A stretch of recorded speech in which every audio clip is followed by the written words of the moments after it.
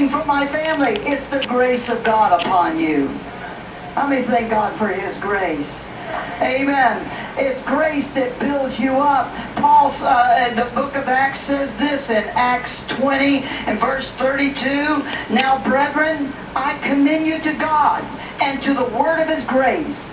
And the word of His grace is able to build you up and give you an inheritance among all them which are sanctified. The word of grace will build you up.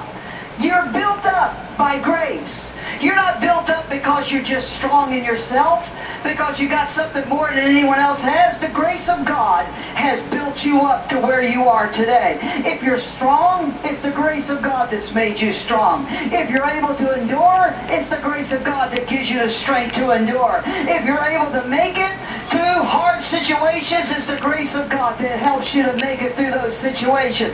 My prayer this morning is that great grace will come on everybody in this sanctuary. And when we walk out of here, whatever you're going through, I can't deliver you from it. I'd like to do it. I'd like to lay hands on you and have a deliverance service this morning and pray and say, God, deliver her from her unsaved husband. Lord, deliver her from her, amen, from her bratty children. Or deliver him from that tyrannical boss. Or deliver them from their financial mess. But we can't do it. How many know there's no such gift working like that in the church? But I can pray. God, give them grace to stand in the midst of it and be strong and not lose their faith, not lose their testimony. Amen. Not be crushed because of circumstances, but to stand strong in the midst of it.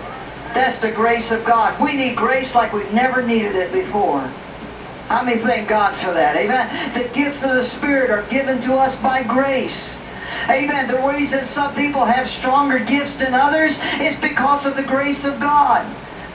Amen. Paul told the Romans this. He says, having then gifts differing according to the grace that is given to us.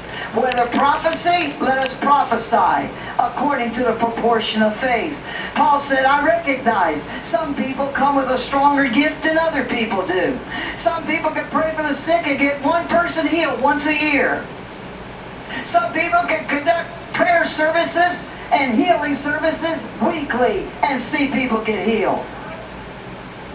But the man that gets one healed a year, he feels inferior. He feels like he's not hitting the mark. No, you're moving in your grace level. And you ought to give thanks for the one instead of, amen, instead of regretting. How many know we're not all Benny Hinn's? We're not all T.D. Jakeses. We're not all great, amen, evangelists. We're just normal, ordinary, everyday people. And we're praying for a breakthrough. And we're praying for God to do something. And if I don't see success every day, and I don't see achievement every day, amen, it's not my problem. He only told me to have faith. Amen. He didn't ask for results. He asked for faith. And by faith, I'm laying hands on people. And by faith, I'm believing the grace of God that God has given to me is going to show up and do something great in that person's life. Grace is awesome, saints. It is an awesome thing to have grace. I believe God gives grace for situations. I think there's a such thing as situational grace. That's just my own person. And the reason I believe it is I've seen it in my life. Amen. I've seen it in my own life. About 7 years ago, as many of you know, I had the doctor call me. I hadn't gone to the doctor for years. In fact, my family doctor, and I took him on as my family doctor when he first started his practice. And for all the years that I was on his book, they called me the patient they never seen. That's what they called me. When I finally went in, my wife told me to go in and get a physical. They said, oh, you're a patient we never see. I said, that's right. Amen, because God's kept me healthy. Well, I took that physical, and the next day the doctor called me. And he says, I got bad news for you. He says, you've got hepatitis C. in your blood. He says, I'm afraid you may have liver damage. He says, I'm going to recommend you to go to a liver specialist. And you know my story. I went to a liver specialist, and through examination, he came back and said, well, he says, you got your liver's damaged. He says, it's being eaten away.